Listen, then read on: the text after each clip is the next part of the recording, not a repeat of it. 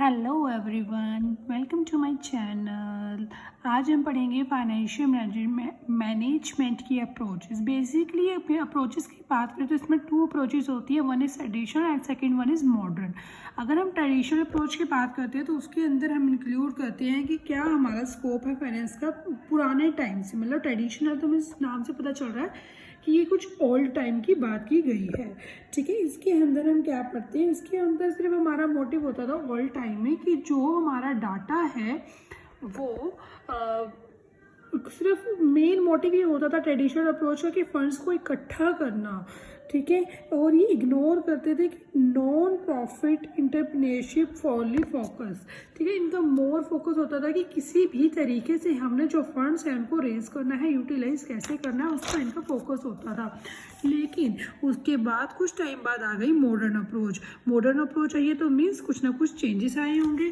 तो वो changes basically आए थे फाइनेंशियल मैनेजमेंट के अंदर, जिसमें कि फंड्स को इकट्ठा तो किया जाता था जैसे पहले करते थे, पर उसके साथ साथ कुछ ऐड ऑन होगा। क्या ऐड ऑन होगा? वो ऐड ऑन होना था कि हमने किस ढंग से फंड्स को यूज़ करना है।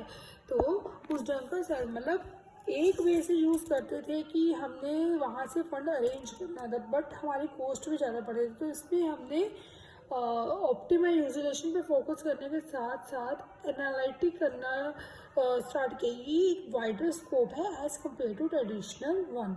अगर हम फंक्शंस की बात करें तो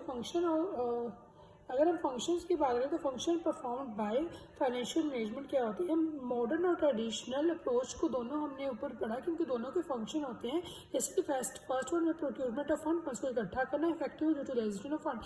मॉडर्न अप्रोच हमें ये कहती है कि फंड को इकट्ठे करने के साथ साथ उसे यूज सही ढंग से कैसे करना है वो मॉडर्न बताती है। सिर्फ फंड को इकट्ठा करना वो ट्रेडिशनल बताती है।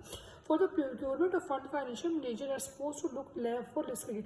अगर हमें सिर्फ फंड को इकट्ठा करना है तो उस केस में हम देख सकते हैं जो फाइनेंशियल मैनेजर है वो कम रिस्की होगा और उसको कॉस्ट भी कम पड़ेगी क्योंकि उसका सिरदर्दी कम है।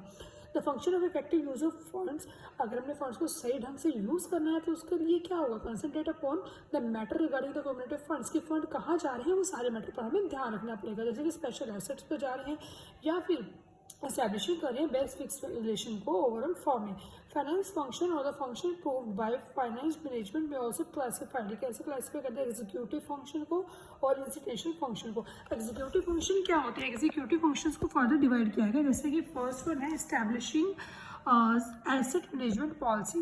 नाम से पता चल रहा है एस्टैब्लिश करना। क्या एस्टैब्लिश करना? It includes estimate the cash over, कितना हमारे कैश की जरूरत है, कमिटमेंट कैश के लिए, नॉन कैश आइटम के लिए, कंट्रोल करते हैं कैश फ्लो को, डिसीजन लेते हैं किसके रिगार्ड, कैश के, and make up the insurance form very will carry, कैसे वो कैरी कर रही है। Several field with in financial management involves department for making efficient asset policies.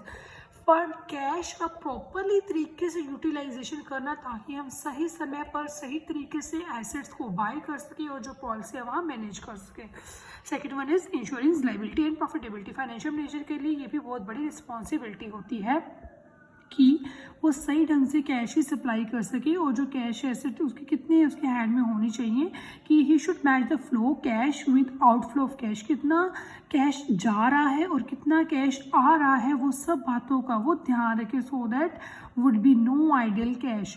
While paying attention to the liquid asset he should also ensure profitability expect. जब भी वो liquidity रखता है अपने पास उसको अपनी फॉर्म या ऑर्गेनाइजेशन की प्रॉफिटेबिलिटी का एस्पेक्ट देखना पड़ेगा कि किस चीज़ को कि कैश को रखने में फ़ायदा है या कैश को लगाने में। Determining the allocation of net profit, it involves paying dividend to share holder, distribution of profit among employee under profit sharing plans, retention of profits and reinvestation in business। मतलब कि ये कहते हैं कि जानना कि हमें किस तरीके से प्रॉफिट हो रहा है। मान लीजिए मेरी कंपनी को कोई प्रॉफिट हुआ है तो मैं उस प्रॉफिट को अपने शेयर होल्डर के साथ जिन्होंने मेरी कंपनी में पैसा इन्वेस्ट किया है उनके साथ उस प्रॉफिट को बांटती हूँ या फिर मैं उसको रिटेन करके रखती हूँ ताकि मैं फ्यूचर में कुछ एसेट बाय करनी हो तो मैं उसी पैसे से खरीद सकूँ।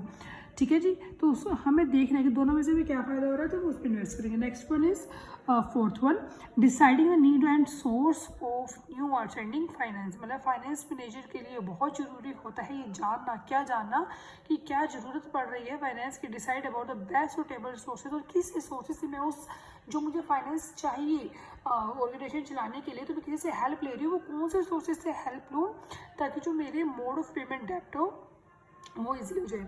Carrying, next one is carrying on continue negotiation with outside financing agency, ठीक है। It must be the sense to short term financing is need constantly. हमें पता है कि जो शॉर्ट टर्म की फाइनेंसिंग है वो लगातार हमें चाहिए होती है, और जो लॉन्ग टर्म की फाइनेंसिंग होती है उसके लिए हमें टाइम चाहिए होता है। किस लिए? ताकि हम एडवांस में प्लानिंग फॉर्मेलिटीज़ कर सकें raising fund. Obviously short term के लिए फंड चाहिए होगा तो आप कहीं भी थोड़ा पैसा चाहिए तो आप कहीं से भी ले सकते हैं, ज़्यादा पैसा चाहिए तो आपको बहुत सारी प्रॉपरली प्लानिंग करनी पड़ेगी कि कहाँ से, किस तरीके से, कैसे मैंने फंड अरेंज करना, वो सारा इसके अंदर आ जाएगा। Checking upon the financial performance, next one, it require careful analysis past performance enterprise for bringing improvement in standard techniques in procurement of financial control।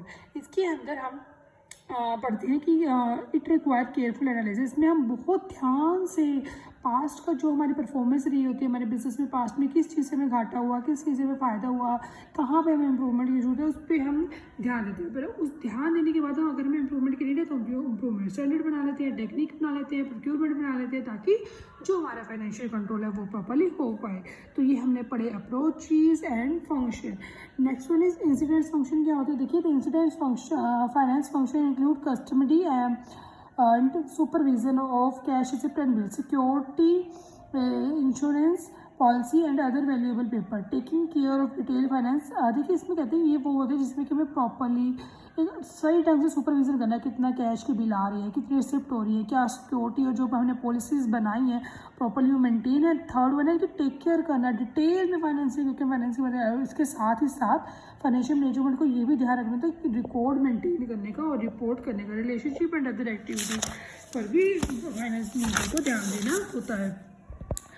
As every transaction in business involves